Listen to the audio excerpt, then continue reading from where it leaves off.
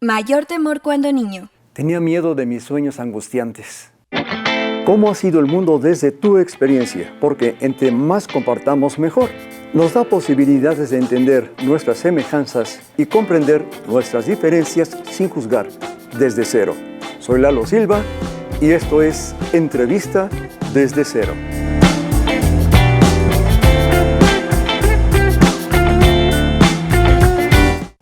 ¿Cómo, como pareja, tanto sentimental como de teatro, han podido sobrevivir a 40 años y siguen todavía juntos?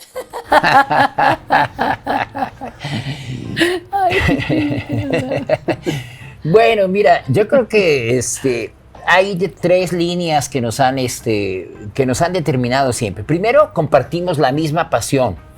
La pasión por el teatro y la pasión por la vida, ¿no? Nosotros somos gente que amamos la vida y que amamos mucho el conocimiento, el despertar de la conciencia humana y lo compartimos. Ese es un elemento que creo que nos ha hecho siempre estar juntos, ¿no? Segundo, que nos hemos comunicado.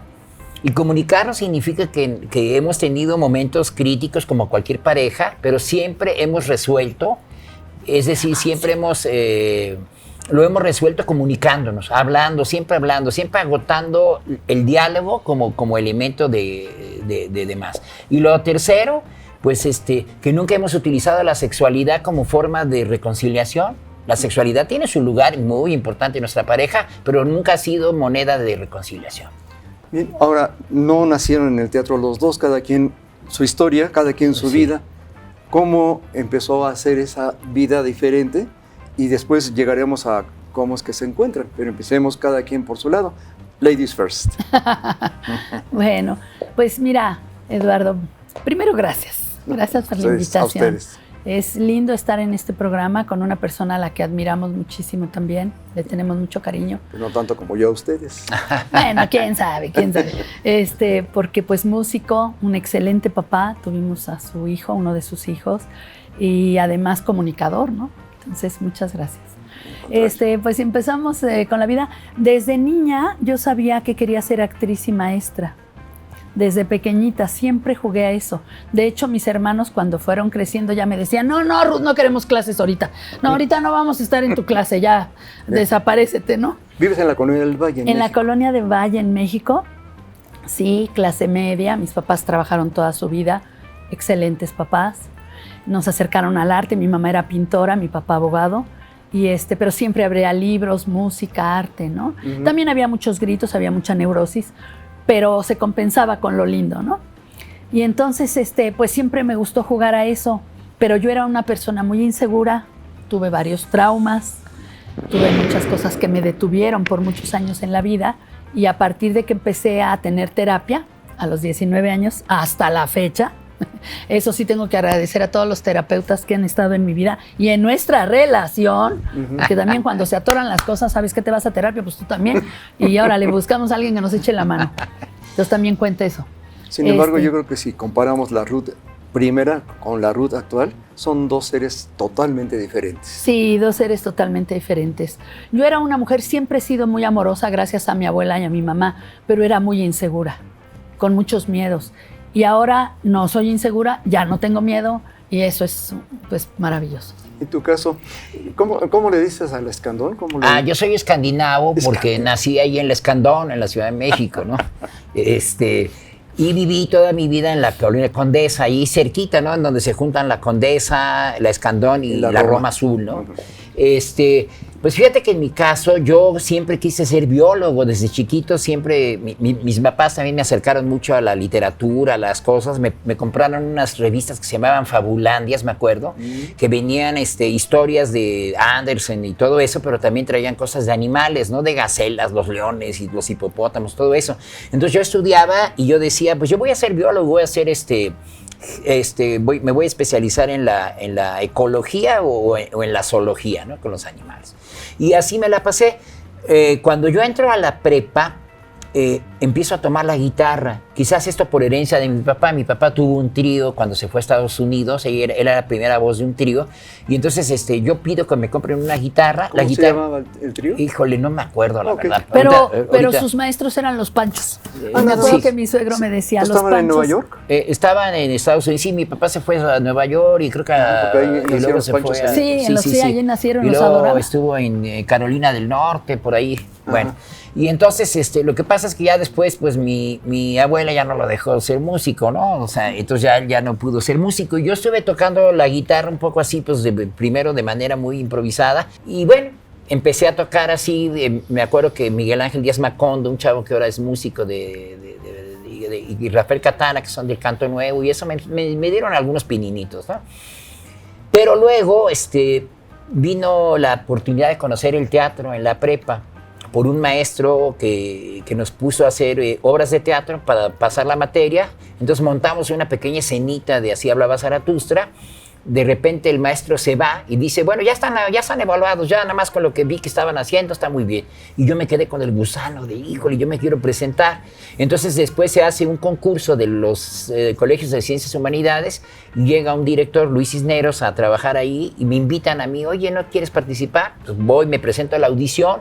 Y haciendo la primera improvisación me dice este cuate, oye, me gusta, ¿te quedas? ¿Ya has hecho teatro? Le digo, no, jamás.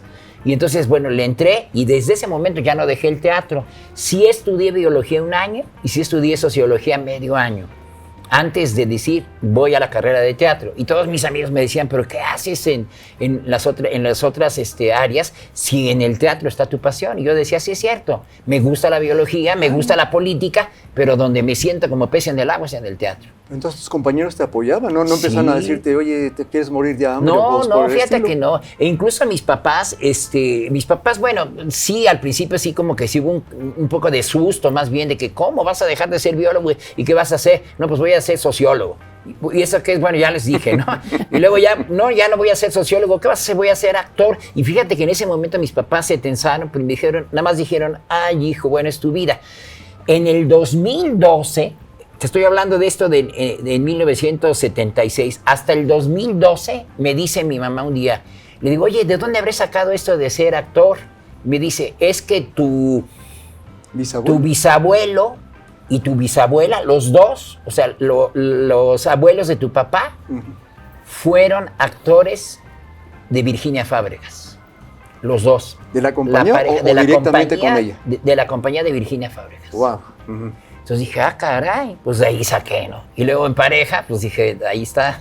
¿Tú no tenías nada que ver nada que ver, no. con la actuación en ese tiempo Bueno, ni nada? Mi tío fue Julio Alemán, hermano de mi madre. Sí, yo lo conocí. Entonces... También cantó, por cierto, ¿eh? Cantaba Sí, muy sí. bonito, pero era un ser magnífico. En la familia le decíamos el ángel. ¿Ah, sí? Hacía cosas, por ejemplo, te digo que en mi casa nunca nos faltó de comer, jamás, mis papás siempre trabajaron, pero hubo momentos críticos económicamente. Y él llegaba, porque se llevaba muy bien con mi mamá, tenían una relación muy estrecha, y se iba, y de pronto mamá decía, ¿quién dejó estos 500 pesos aquí? Wow. Había sido ese el tipo. ángel. O sea, nunca decía, nunca, pero siempre que podía, ayudaba, y no nada más a nosotros, tuvo 10 hermanos. Y con los 10 hermanos era igual. O sea, un ser de luz Qué maravilla. maravilloso, la verdad. Entonces, siempre me gustaba cuando a veces íbamos a ver los ensayos, sus ensayos en el teatro. Y yo le decía, papá, yo quiero. Y el día que nos invitó a hacer un programa de televisión, mi papá dijo, en la tele no pones un pie. Y le habló a mi tío, le dijo, mis hijas no van a poner un pie en Televisa, jamás. Wow. Y yo lloraba, ¿no? ¿Pero por qué? Si mi tío... ¿Por qué no? Ese medio no me gusta. Porque mi papá, pues sí, iba con mis tíos a toda la zafarrancha que se armaban después de los ensayos, ¿verdad? Y conocía muy bien el ambiente. Sabía de lo que estaba hablando. Sabía de lo que estaba hablando. Entonces, siempre me gustó, pero te digo, hasta mucho después ingresé. Pero ahí sí no veo todavía la conexión. ¿Cuándo empiezas a tener algo que ver con el teatro? ¿Qué estabas estudiando? Yo estudié letras hispanoamericanas en la UNAM, pero es el mismo edificio para teatro. Entonces, una vez un chico a que me gustaba mucho, que por cierto me trataba como trapeador, ¿verdad? Era de las cosas que aprendí después en terapia, que eso no debía de ser. Me invitó a hacer un trabajo con él. Total, no le gustó el trabajo, a mitad de la obra cogió, se salió con la maestra, se dijeron hasta lo que no, todo, y yo me quedé ahí sola, y bien dramática, yo que me aviento al vestuario que estaba cerquita, y me quedé dormida, y cuando desperté me acuerdo muy bien del olor de un poco a viejo, los vestuarios, y El dije, ambiente. el ambiente, y dije, es que yo quiero estar aquí, Wow. pero ya para entonces yo tenía 28 años.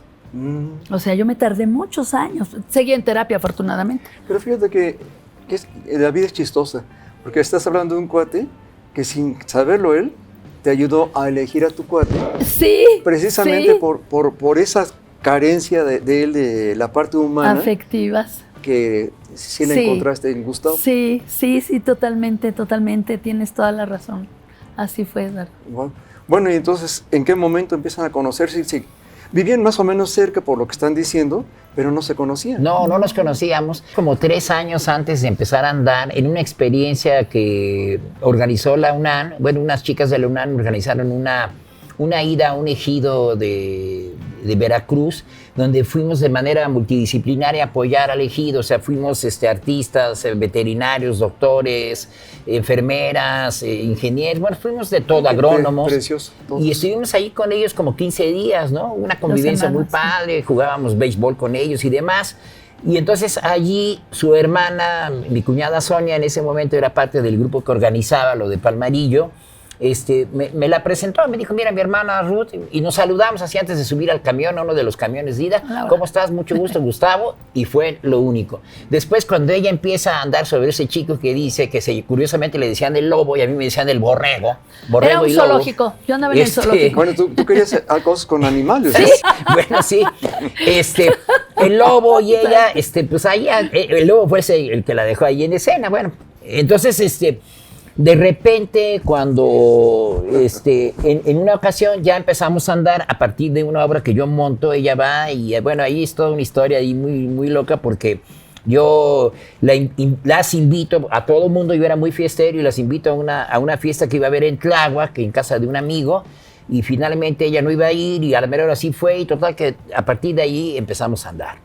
Pero en el teatro, concretamente con ella, en octubre del 82, a mí se plantea el segundo ciclo de directores jóvenes universitarios. Yo he dirigido primero Historia del Zoológico y ahora me propuse dirigir la lección de Ionesco, que yo hice una adaptación y le puse la elección. Y entonces jalé a 2 compañeras de la carrera de teatro y de repente le digo a la Ruth, ¿no quieres actuar? Porque yo sabía que le gustaba el teatro.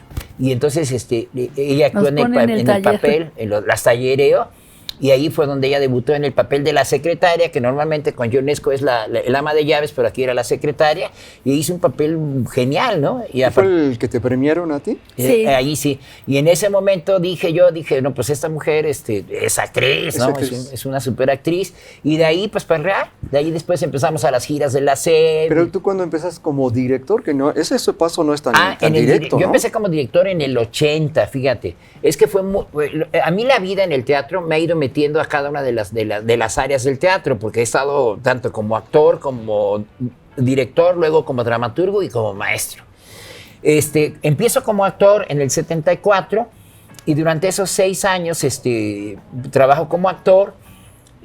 Voy tomando muchos talleres, incluso con gente, pues tanto de la universidad como invitados latinoamericanos, gente del teatro independiente, pues voy aprendiendo cosas y de repente con Julio Castillo, que en paz descanse, hacemos una experiencia en arte escénico popular, lo que ahora sería Culturas Populares, y ahí surge el nombre del Grupo Banqueta. Cuando truena esa experiencia, yo me ¿Pero quedo... aquí en Banqueta? En Querétaro también Banqueta. No, es que aquí vinimos como Banqueta, sí, nosotros. Se quedó con el nombre. Yo me quedé con el Con nombre el allá en nombre, con México. razón. Y entonces eso fue a finales en el 80. En la calle. Me quedo con el nombre y empezamos a trabajar con el Grupo Banqueta. Entonces en el Grupo Banqueta de repente no teníamos director. Y de repente la misma vida me fue empujando a, bueno, pues quién dirige, quién coordina, quién ve de afuera. Y yo empecé a dirigir.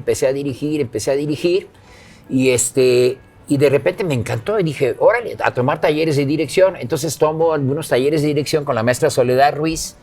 Y de repente, a partir de eso surge el primer ciclo de directores jóvenes universitarios. Entonces ya entro primero con historia del zoológico y después entro con esta de la lección de Ionesco. O sea, el zoológico, otra vez los animales. Exactamente, ¿A los otra animales? vez los animales. Fíjate, Fíjate qué curioso. no lo había visto, pero así es. Oh, qué curiosa la vida, Sí. por algo te Ándale. dio un piquetito por ahí. Exactamente. Oye, y Banqueta viene porque están en la calle haciendo Porque las estábamos en la funciones. calle, sí. Es decir, el proyecto que bueno, yo ya trabajaba, porque a raíz de que yo estuve en el CLETA, en el Centro Libre de Experimentación Teatral Artística, que fue un lugar que surgió con la toma del Foro Isabelino en 1973, estudiantes de Bellas Artes y de la carrera de Literatura Dramática y Teatro tomaron el foro Isabelino, y a partir de eso surgió un movimiento que se llamó CLETA, Centro Experimental Latinoamericano de Teatro, ¿no? De experimentación teatral.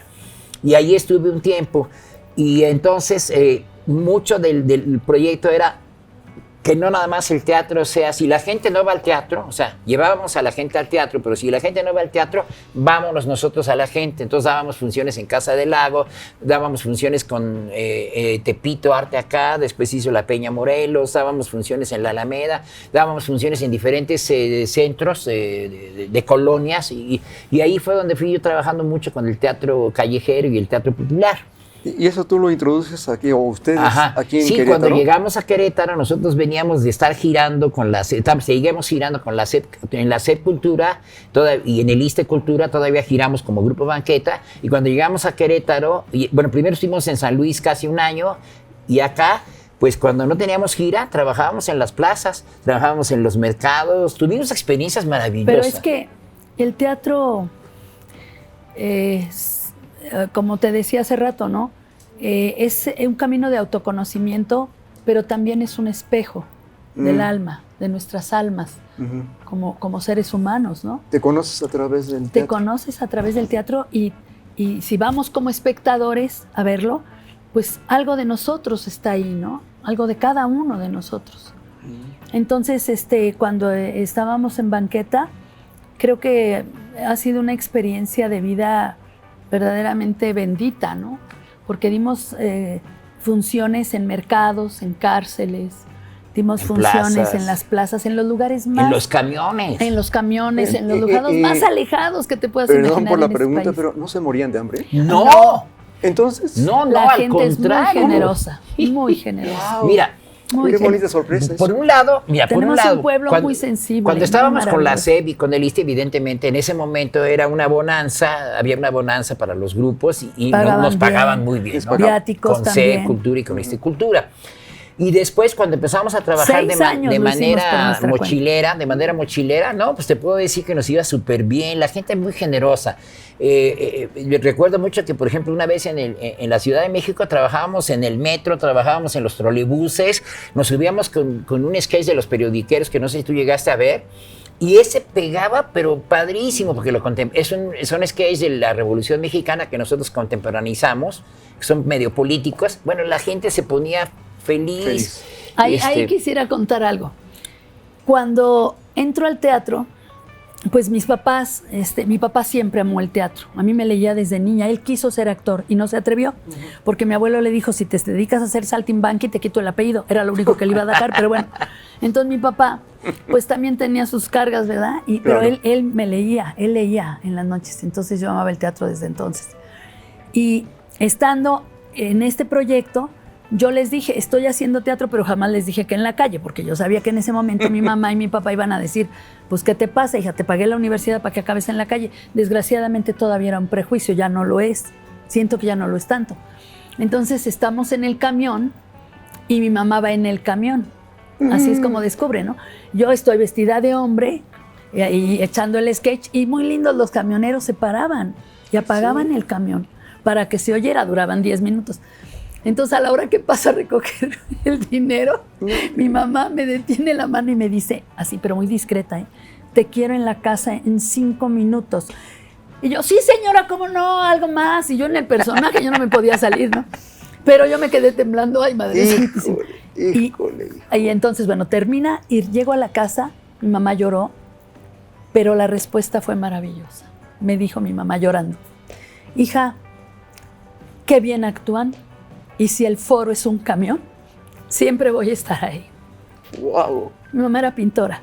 No, pues es que en ese momento se abrió el cielo para mí, ¿no? Porque ¿Cómo yo agradeces pensé eso a Dios, a la vida? ¿Cómo a lo la haces? vida, Claro. ¿cómo? No da, yo creo que varias vidas para poderlo agradecer. Me traes a la memoria una cosa que habías, un suceso similar en el Ajusco. ¿Cómo estuvo esa parte? Sí. ¿Qué motivo es eso? Sí, porque normalmente yo sí estoy convencida que todos son maestros y somos alumnos. En momento yo soy alumna de alguien, pero en momento ella misma puede ser mi maestra, me va a enseñar algo, ¿no?